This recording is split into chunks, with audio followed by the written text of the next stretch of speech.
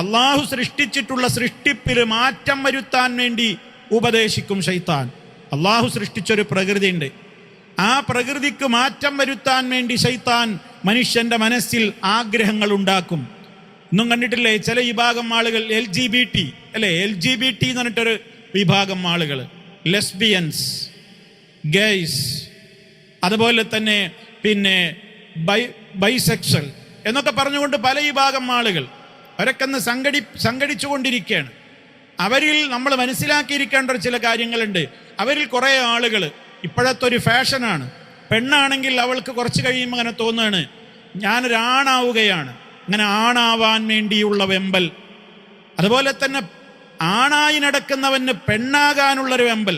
അങ്ങനെ ലിംഗമാറ്റ ശസ്ത്രക്രിയക്ക് വേണ്ടി അവൻ ധാരാളക്കണക്കിന് അധ്വാനവും പണവുമൊക്കെ ചെലവഴിക്കുന്നു.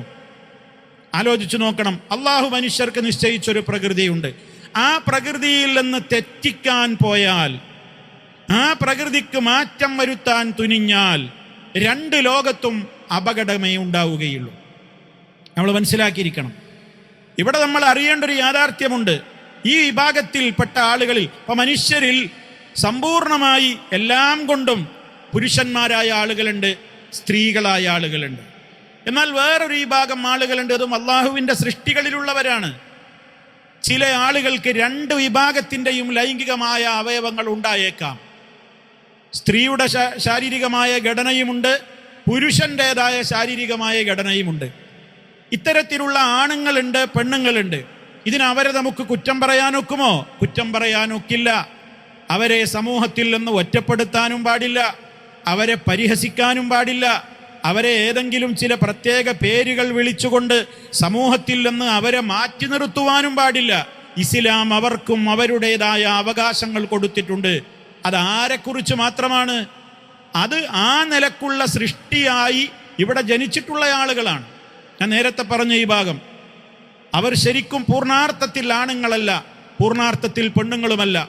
രണ്ട് ലൈംഗികമായ നിലക്കുള്ള സവിശേഷതകളും ഉള്ള ആളുകൾ. ഇവരെക്കുറിച്ച് ഇസ്ലാമിന് ചിലത് പറയാനുണ്ട്. അവരിൽ പരിശോധനകൾ നടത്തിയിട്ട് ഒരു വ്യക്തിയിൽ ആണിൻ്റെതായ സ്വഭാവങ്ങളും ആണിൻ്റെതായ ശാരീരികമായ ഘടനയുമാണ് കൂടുതലുള്ളതെങ്കിൽ അവർക്ക് എന്ത് ചെയ്യാം? ആണായി, പൂർണ്ണമായ ഒരാണായി മാറുവാനുള്ള ചികിത്സകൾ ചെയ്യാം. അതുപോലെ ഒരു പുരുഷനിൽ സ്ത്രീകളുടേതായ സ്വഭാവങ്ങളും സ്ത്രൈണ അവയവങ്ങളുമാണ് കൂടുതലായിട്ടുള്ളതെങ്കിൽ ആ ഒരു പുരുഷനെ സംബന്ധിച്ചിടത്തോളം സ്ത്രീയായി മാറുന്നതിനാവശ്യമായ ചികിത്സകളും മറ്റു കാര്യങ്ങളുമൊക്കെ ചെയ്യുന്നതിന് ഇസ്ലാം അനുവാദം നൽകുന്നു. എന്നാൽ ഇന്ന് കാണുന്നത് അതൊന്നുമല്ല.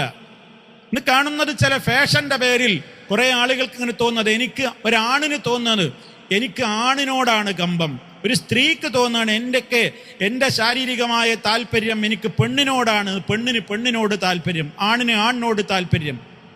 ഏറ്റവും വൃത്തികെട്ട ഒരു സംസ്കാരം. അവർ ലെസ്ബിയൻസ് എന്ന് പേര് പറഞ്ഞ് വലിയ മാന്യതയുള്ള ആളുകളായതുകൊണ്ടോ മറ്റു പല പേരുകളിൽ അറിയപ്പെട്ടത് കൊണ്ടോ ഒന്നും പ്രയോജനമില്ല.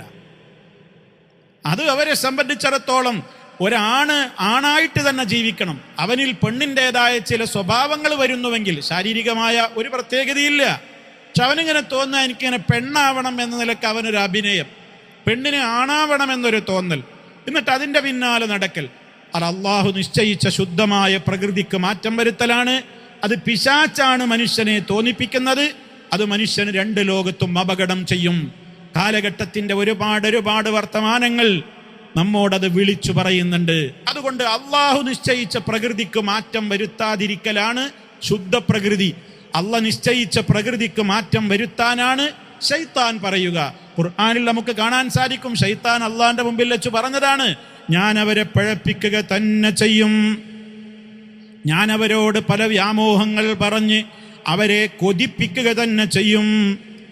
അതുപോലെ തന്നെ അവരോട് അവരുടേതായ സൃഷ്ടിപ്പിൽ മാറ്റം വരുത്തുവാൻ വേണ്ടി അതിന് വേണ്ട രൂപത്തിലുള്ള പ്രോത്സാഹനങ്ങൾ നൽകുക തന്നെ ചെയ്യും. ഇതൊക്കെ ശൈത്താൻ എടുക്കുന്ന തന്ത്രങ്ങളാണ്, അതിലൊന്നും കുടുങ്ങിപ്പോകരുത്.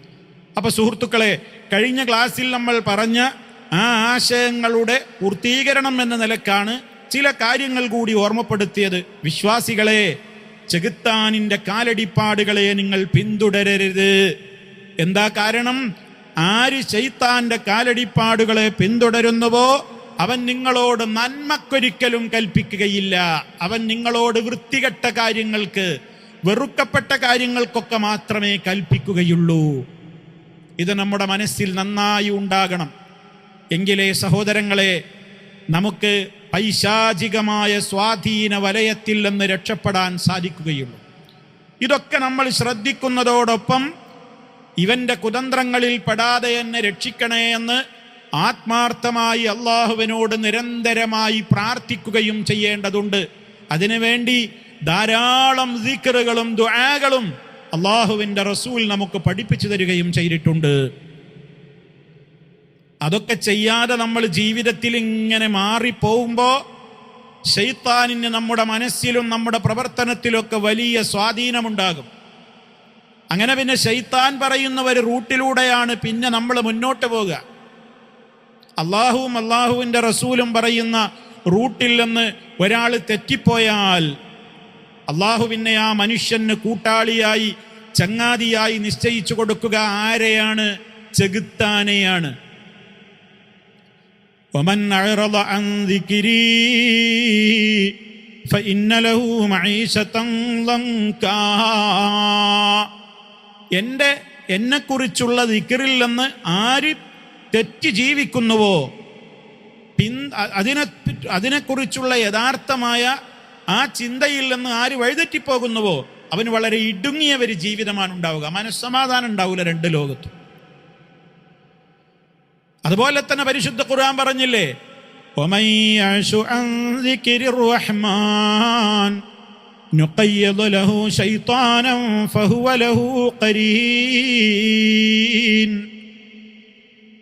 ആര് അല്ലാഹു സുബ്ഹാനഹു വ തആലയെ കുറിച്ചുള്ള ഓർമ്മയിൽ നിന്ന് തെറ്റി ജീവിക്കുന്നുവോ പിന്നെ അവന് നാം നിശ്ചയിച്ചു കൊടുക്കുക ആരെയാണ്? ശൈത്താനിനെയാണ് ഒരു കൂട്ടാളിയായിട്ട് നിശ്ചയിച്ചു കൊടുക്കുക.